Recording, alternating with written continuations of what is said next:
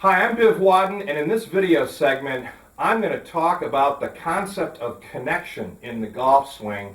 And that word was first coined back in the early 1980s in a book called How to Perfect Your Golf Swing, written by Jimmy Ballard, and the subtitle is Using Connection and the 7 Common Denominators. This was written in 1981.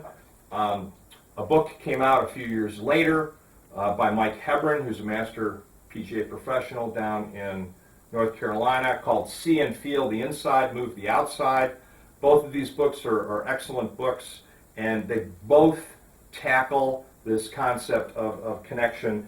Ballard was really the first one to coin that phrase. Okay? And what he says in the book is that he wanted the upper arms, okay, to maintain kind of a connected relationship to the shoulder area, okay, and that was, you know, the imagery that he used, and I want to be a little more specific with that imagery and talk about how I think about connection in the golf swing, and also about, you know, what it is when done well, and then, you know, what it is not if it is misinterpreted. This phrase, in my opinion, gets misinterpreted quite often, and it can be very dangerous to your golf swing if and when it does.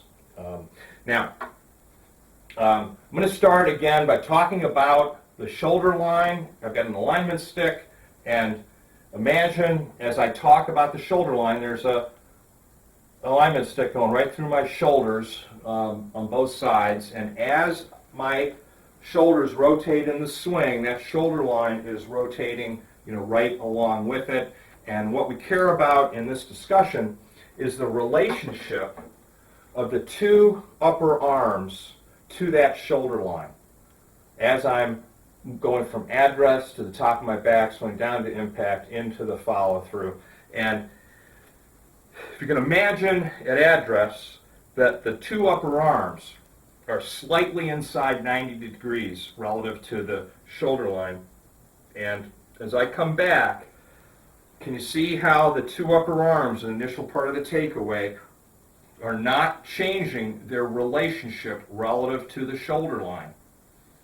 Okay, so the shoulder line's moving, the two upper arms stay with it. Now, at some point, when the right arm, the arms are lifting and the right arm is loading, the two upper arms have got to move upward, and what's important is that as they come up and move upward, that they're staying in roughly the same position relative to that shoulder line. Now, it's true that there's going to be some kind of angling or shifting over of the two upper arms relative to the shoulder line as I get up here, you know, into the backswing. Okay, but it's about 10 degrees. That's it.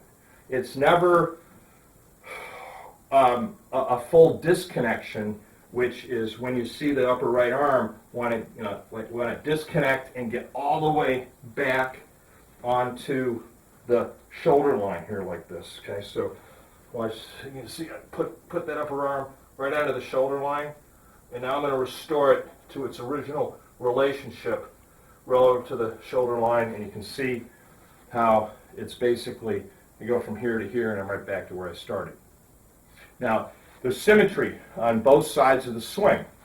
In the backswing, as I come back, these two upper arms are staying connected, and yet they got to elevate, and the upper left arm is going to rise a little bit relative to the upper left arm rises relative to the upper right arm. There's a hair of rotation allowed in that upper left arm.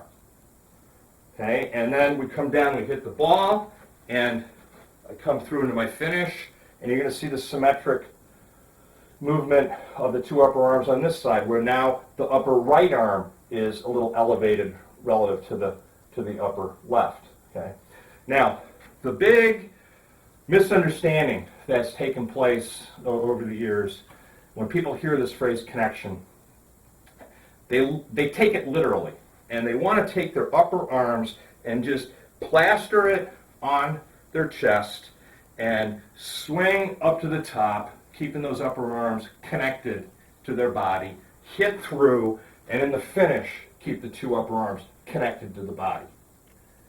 Okay? This is not right. You'll often see people putting gloves or head covers underneath armpits to kind of help this connection, and it's not right. The upper arms have to come off the chest, and in order to get the right arm really loaded, okay, there has to be a little rotation of that left arm like this. You got a glove in here under your left armpit, that glove's going to drop on the floor. And what happens when you have the glove in and you're trying to keep it from dropping, you work your left arm this way, your right arm gets unloaded. And if you haven't watched my video on loading the right arm, please do that after this video, and this will all make a lot more sense to you. Similar thing true on the follow-through. We want the upper left arm to maintain the same original relationship that it had versus the shoulder line, at address. We want to maintain that all the way up into the finish. Okay, and if this left elbow kind of starts to disconnect, this upper left arm wants to find itself onto the shoulder line, and that elbow's low relative to the shoulder.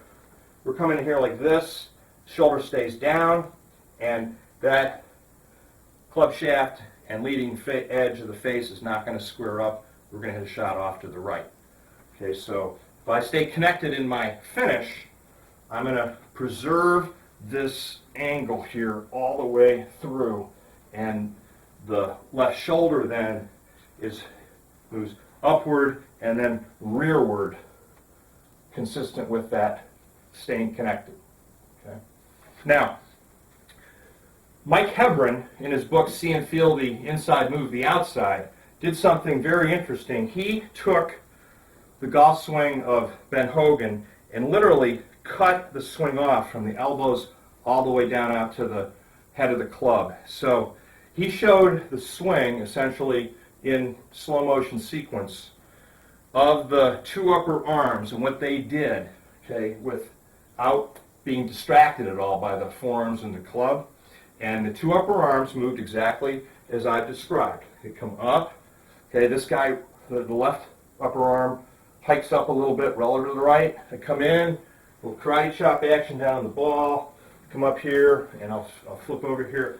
I release, and those two upper arms are working upward, but you can see their relationship relative to my shoulder line is being maintained right where it was at address.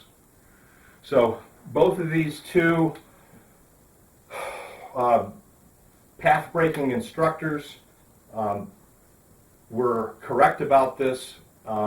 Unfortunately, the phrase has been misunderstood, and I want to make sure that my views on this are clarified in this video. Thank you very much for watching, and I'll see you again soon.